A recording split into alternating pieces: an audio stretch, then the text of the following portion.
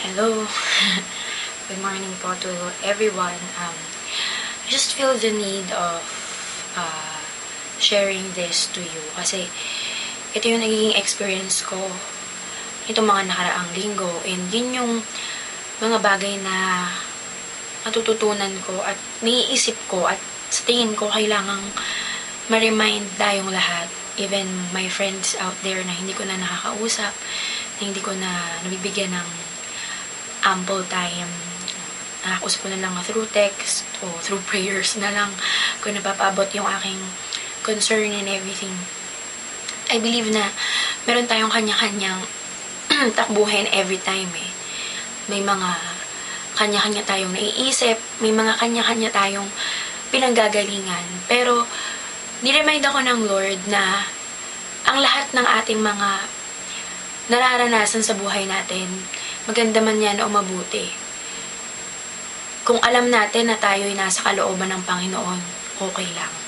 Kasi kapag nasa kalooban ka ng Panginoon, Psalms 91 will always be your encouragement, that he who dwells in the secret place of the Most High God shall abide under the shadow of the Almighty. And all those verses, all throughout the Psalms 91 will always be our strength. Kasi hindi tayo yung tinatawag na wicked. Ang mahalaga kasi yung sa sarili natin, very, very confident tayo. Because God has given us the confidence that you are not the wicked person that God is talking about in the Bible. Kasi lagi naman ganun.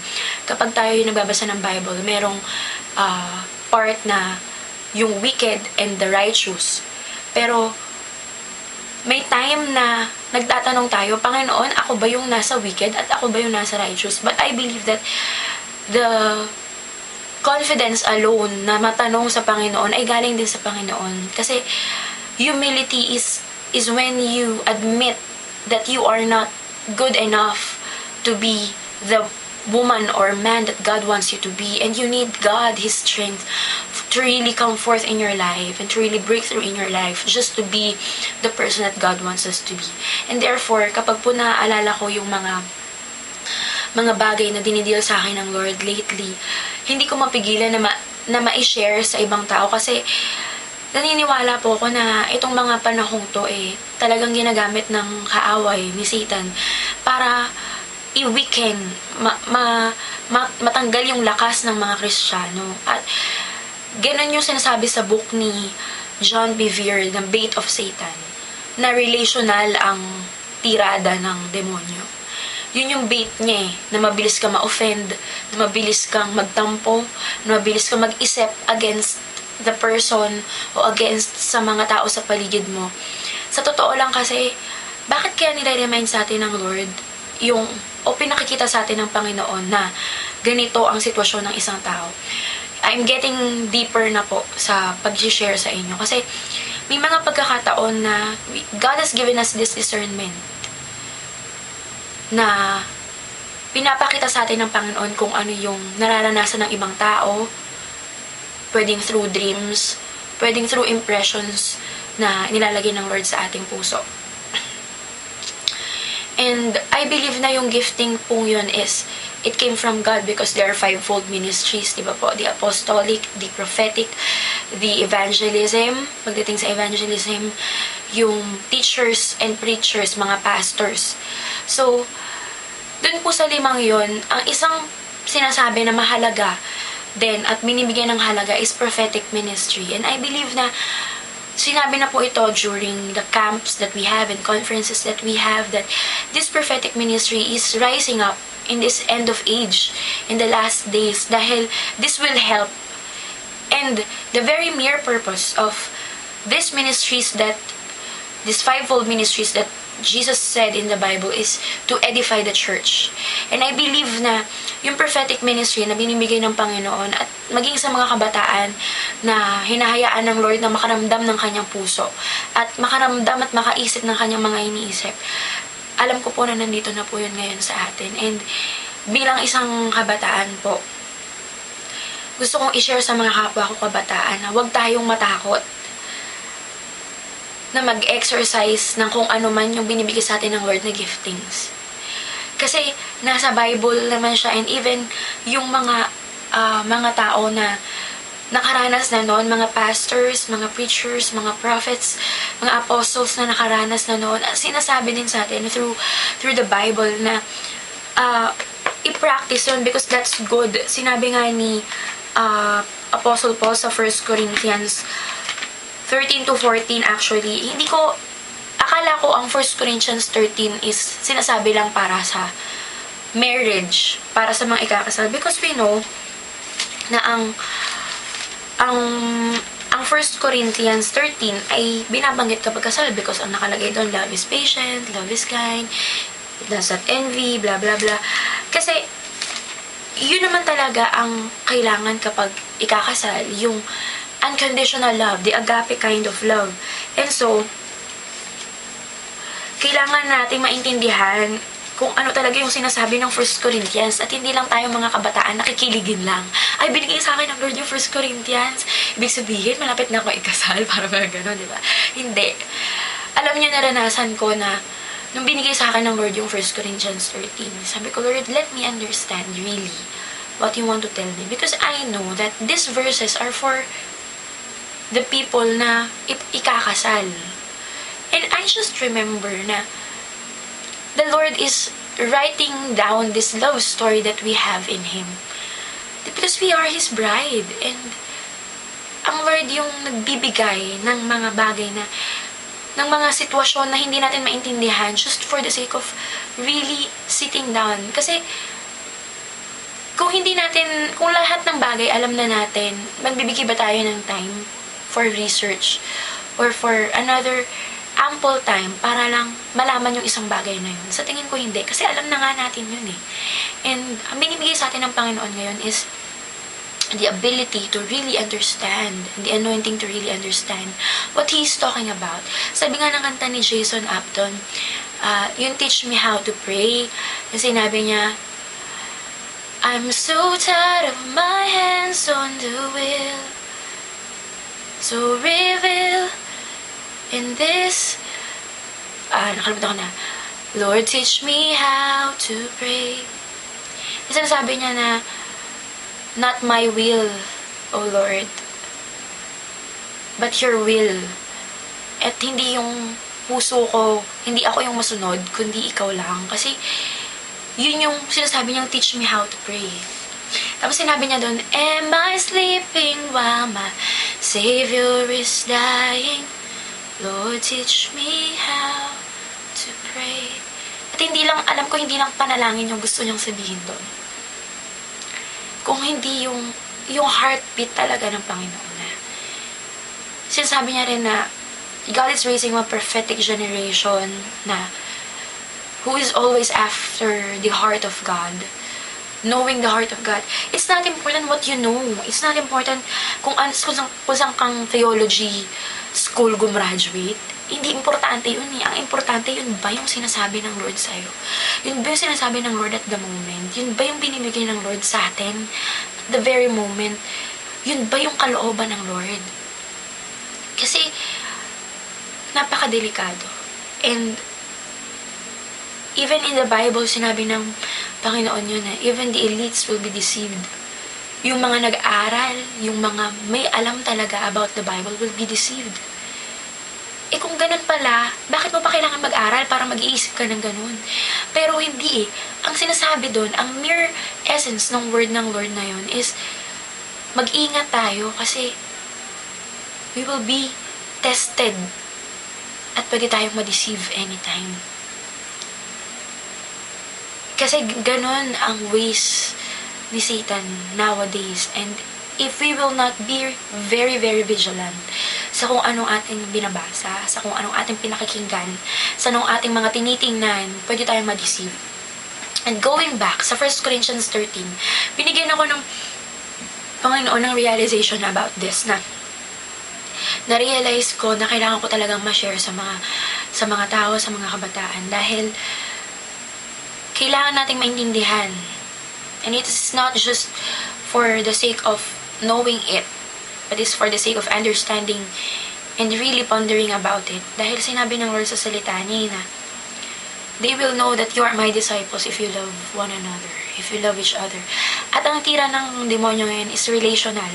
Sa tingin natin parang, ay, ito, binibigyan ako ng impression ng Lord about this person, or bakit ganun? Alam ko naman sa sarili ko na tama ako, pero bakit hinahayaan ng Lord na malaman ko yung secrets of His heart? It is just for the mere purpose of intercession. Kung binibigay sa atin ng Panginoon yung thought about these people na hinahayaan ng Lord na mabukas, maging lantad ang buhay nila sa atin, hindi yun para mapagchismisan sila. Hindi yun para masabi sa ibang tao kung anong mali nila at kung ano yung mali na nakikita natin sa kanila. Pero kung ano yung kailangan nating ipag-pray sa kanila. The way na sinasabi sa atin ng ating mga pastors na kailangan nating mag-intercede, kailangan natin mag-pray. At babalik ako dun sa song na ni Jason Apton na, Am I sleeping while my Savior is dying? Yun yung time na senaryo na nandun si Jesus sa Garden of Gethsemane. At nakita niya at ginising niya ang kanyang mga disciples dahil natutulog sila. Pero ang hinihiling sa kanila ng Panginoon, manalangin, watch out, sabi ng Panginoon sa kanila. At ngayon, yung 1 Corinthians 13, napaka-lawak ng kanyang sinasabi, pero na-summarize siya into that greatest thing. But the greatest of this is love. Babasahin ko po ito. Sabi dito sa 1 Corinthians 13, And now I will show you the most excellent way. If I speak in tongues of men and of angels, but have not love, I am not only a resounding gong or a clanging cymbal. This is NIV version po. If I have the gift of prophecy and can fathom all mysteries and knowledge, and if I have a faith that can move mountains, but have not love, I am nothing. So, whatever gifts that God has given us, kung hindi natin minahal yung kapwa natin na pinagsabihan natin about what God wants us to tell to them, hindi natin sila pinanalangin ng tuluyan, hindi natin sila binigyan ng time, ng ample time for intercession, hindi tayo nakakalugod sa harapan ng Panginoon. And this is very, very crucial, critical, na pwedeng ma-misinterpret ng mga taong hindi nagpaponder talaga at nakikinig sa Panginoon. Kaya, I'm sharing this to you kasi naranasan ko siya. Kahibla na lang, pwede na akong tuluyang mawala sa sirkulasyon kung saan ako dinadala ng Panginoon. Pero, these are breakthrough words for me. In verse 3, If I give all I possess to the poor and surrender my body to the flames but have not love, I gain nothing. Meron tayong ministry na I care, meron tayong mga ministeryo na nagbibigay tayo for the poor, nagbibigay tayo ng time sa kanila. Pero kung hindi natin sila talaga minahal, we are nothing. Love is patient. Dito na pumapasok yung love is patient. Love is kind. It does not envy. It does not boast. It is not proud. It is not rude. It is not self-seeking. It is not easily angered. It keeps no record of wrongs. Love does not delight in evil but rejoices with the truth. It always protects. Number 1, it protects, always trusts, always hopes, always perseveres. Love never fails. But where there are prophecies, they will cease. Where there are tongues, they will be stilled. Where there is knowledge, it will pass away. For we know in part, and we prophesy in part. But when perfection comes, the imperfect disappears. Ito, nag-strike to sa akin tong verse 9 to 10. Kasi, ini-enhance ng Lord yung discernment that is equal to also to prophecy, na binibigyan niya ako ng mga assignments about these people na sumusunod lang ako sa Panginoon. About one of my blogs nagsabi doon na na-realize ko ang pagkatuto sa utos ni Inay. Sa simpleng suka, pagbili ng suka, tinest na pala yung obedience natin. And ako personally, na-realize ko na magsisimula sa maliit. Yung testing and proving, actually. It is the proving season of the Lord. Oo, binigyan ka ng ganitong gift ng Lord. Ito ang calling mo. Ito yung binibigay sa'yo ng Panginoon na chance to exercise kung ano man yung, or to practice kung ano yung binigay niya sa'yo na gift. But between the calling and the commissioning, there is this proving moment which Pastor Neville Johnson said that God will prove us kung ano yung giftings na binigay niya sa atin. Kailangan natin maintindihan yun. kailangan nating ma-break doon. And in one time, sinabi ko sa Panginoon, dahil alam ko na, kumbaga napupunta ka na doon sometimes sa rurok ng revelations ng God sa buhay mo. And I just ask the Lord, at naririnig ko yung mga tao na commending me, and some are telling me na, Sis Jane, ganito, ganyan, salamat sa buhay mo, bla bla bla. And kung hindi tayo magiging maingat kapag may mga points na dumarating sa buhay natin na some people are commending us for God's anointing in our lives, for God's presence in our lives, talagang madidistract tayo. And dumating lang ako sa point na yon na sinabi ko sa Lord, Lord, break me where you have blessed me. At alam ko na binless ako ng Lord in this part, in that part, in those parts. At alam ko na mismong the ability to pray that prayer, that break me where you have blessed me, came from God. Kasi God doesn't want me to fail. At yung sinabi sa akin ng isang member ng faculty namin sa BESME or Brother Eddie School of Ministries International, na God has not planned any defeat for you. Sinabi niyang ganun sa akin, and lagi kong naaalala yun, at laging pinapaalala sa akin ng Lord. At ang resulta sa akin nun ay maging maingat. And God has given me this gift, and if I will not be really vigilant and really ang tawag dito, maingat sa binigay sa akin ng Panginoon, it could be used against me by Satan. Kaya kailangan yung constant breaking, constant asking for purity, yung konting mali lang bahid, ayota lang, kumbaga, gatuldok lang na kasalanan, ihihingi mo talaga ng tawad sa Panginoon, kasi anytime the devil could break in at itempt tayo at bigyan tayo ng mga thoughts na hindi maganda. That's why I want to share to you na kailangan tayong maging napakamaingat. And dun sa verse 9 to 10, for we know in part and we prophesy in part, but when perfection comes, the imperfect disappears. God is a God who is unfathomable, but He is just giving us these tidbits of His revelation for us to pray and for us to take part in what He is doing, the way He wants, and He designed intercession, He designed prayer. Hindi na naman natin kailangang sabihin sa Lord na, Lord, I'm praying for this, for you to do something for this. No, that's deception of the enemy. God is all powerful. He can do it kahit wala tayo. But He reveals it to us kasi gusto niya tayong mag-take part. Gusto niya makita natin kung ano ang ginagawa niya at mamangha tayong lalo sa Kanya.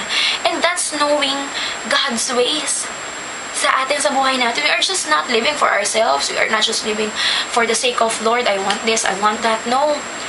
Kapag nabuhay tayo sa ganong mapapagod lang tayo sa buhay natin.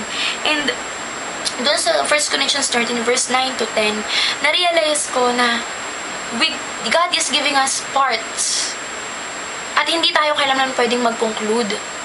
Kaya nga sinabi din sa Bible na ang lahat ng to, God will bring it to light. Ibig sabihin, God will explain it. God will conclude it. We don't have to conclude about anything because that is God's job. We just have to do what we should do at the moment because we are His ambassadors. We are His soldiers. We are His generals. That we are just under His command because He is our commander-in-chief. And therefore, if God is telling us to do this and to do that, we should not really conclude about anything. Because God is the one who will conclude, not us. And if time comes na hinahayaan tayo ng Panginoon na makasilip sa mga ginagawa niya, the mere purpose of that is intercession. And to love our brethren more, the way na sinabi dito sa 1 Corinthians 13. Love is patient, love is kind. And love never fails. Binigyan tayo ng gift ng Lord that is perfect. Because every good and perfect gift comes from above. At kung binigyan tayo ng gift ng Panginoon in seeing these things, alam ko marami na akong mga katulad kong mga kabataan na ang daming questions sa isip natin, na naghahanap tayo ng readings, naghahanap tayo ng articles, naghahanap tayo ng musics, naghahanap tayo ng music na talagang magdi-deal sa atin, na magpupuno sa anumang longing ng heart natin. And I believe that we are on the right track. Basta hindi lang tayo magmamayabang about these gifts that God has given us. Because papalitan ko lang yung isang word doon na sinabi sa Spider-Man, na with great power comes great responsibility, and with great gift comes great responsibility. May we not use it to brag about anything. May we not use it to overcome other people's gifts. May we not use it to step on to others' grounds. May we use it with wisdom, the way the Bible says that, be gentle as a dove, but wise as a serpent. We are learning. Yes, we are learning. But we should be really, really, really teachable. Dahil gagamitin ng Lord ang ating mga nasa kabilang henerasyon para i-correct tayo. And that's what I love most. Because that's breaking. Ito rin yung isa kong na-realize na, as I end, ito yung isa kong na-realize na binibigyan tayo ng Panginoon ng mga gifts. Pero may mga mas nauna sa atin na naranasan nila kung ano yung mga nararanasan natin. At kung hindi tayo teachable, ano na lang yung mangyayari sa atin. At yung breaking ng word sa buhay natin is that masarap. Masakit pero masarap. And brokenness, the way the song relates it na, here in your presence, I am not afraid of brokenness, to wash your feet with humble tears. Oh, I would be put out till nothing's left. We should be that, na Lord, break me more. Na alam mo kung ano yung pinagpipray mo. Kasi the fact na nagpray ka about brokenness, huwag ka nang magtaka na sa mga susunod na araw, susunod na sandali at mga panahon, God is going to break you. At huwag kang parang kobra na manunuklaw kagad kapag pinagsabihan ka na ganito o ganyan. Just be humble enough to receive it and ask the Lord to give you the strength to be sustained about it. And isang iiwanan ko po sa ating lahat, na pwede kasi ang demonyo magsabi sa atin ng mga bagay na para maguluhan tayo eh. Pero ito yung pwede nating mapanglaban against it. In Philippians 4 verse 8, kinuha ko po yung The Message version. Philippians 4 verse 8 to 9, sabi po dito, summing it all up, friends, I'd say you'll do best by filling your minds and meditating on things true, noble, reputable, authentic, compelling, gracious, the best, not the worst, the beautiful, not the ugly, things to praise, not things to curse. Put into practice what you learned from me, what you heard and saw and realized. We have this example, which is Apostle Paul. And all the people na alam natin na pwede tayong makakuha sa kanila ng mga learnings. Sabi dito, do that. And God, who makes everything work together, will work you into His most excellent harmonies. Sabi ko nga nung minsan sa isang status ko, ang ugali ng tao iba-iba, parang musika, may bossa, may rock and roll, may R&B, merong classical. Pero lahat ito may kanya-kanyang ganda. At nung sinabi dito na, do that and God who makes everything work together will work you into His most excellent harmonies. Ang ibig sabihin lang nun, huwag tayong magbigay ng thought against a person or a couple of people kasi ganito sila, ako ganito. No. Kasi lahat tayo may kanya-kanyang ugali. The way psychology relates it. We have powerful choleric, peaceful phlegmatic, perfect melancholic, and the other one is popular sanguine. Iba-iba yan. 4. Iba-ibang ugali. But God delights in each and every temperament because God is a God who understands each and every one of us. He just not understand it. He deeply understands us. And kailangan mahalin natin eh. Dun lahat bababa eh. Dun lahat magfo-fall. At sinabi dito sa 1 Corinthians 13 verse 13. And now, these 3 remain. Faith, hope, and love. But the greatest of this is love. Let us remember that they will know, that the people will know, that the unbelievers will know, the believers will know, our family will know, our friends will know that we are God's disciples if we love each other. So, let us continue to love one another, the brotherly love that God wants us to give to our brethren, the agape kind of love that God first modeled to us, so that we may not be trapped with Satan's trap, the bait of Satan, relational. Let us just respect each other's anointing, because the anointing you respect is the anointing you will receive, and the anointing that you will respect is the anointing that will help you get through whatever things you are going through, and the problems that you have and struggles that you have. Because in one way or another, we mirror each other. And therefore, we should love each other.